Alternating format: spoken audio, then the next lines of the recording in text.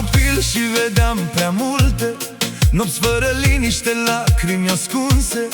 În fiecare seară auzeam scandal și sufletul meu plângea în tăcere amar. Mama mea se lupta cu greul vieții, alcoolul i-a furat multe dimineți. Eu eram mic și nu înțelegeam de ce în casa mea mereu sufeream. Am crescut cu lacrimi ascunse, cu răni în suflet, cu vise distruse.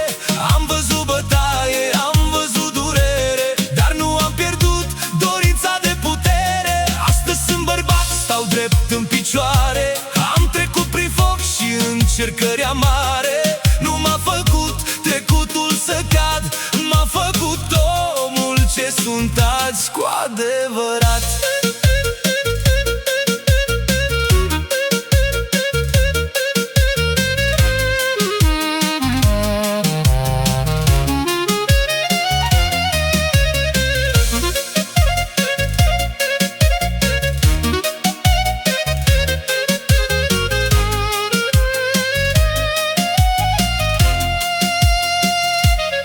Nu am uitat copilul care tremura, nopțile grele când liniștea lipsea.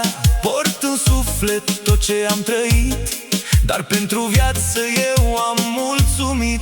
Am crescut prin furtuni și ploi, dar am privit doar înainte noi. Din durere mi-am făcut armură și am ieșit învingător din lupta asta dură. Am crescut cu lacrimi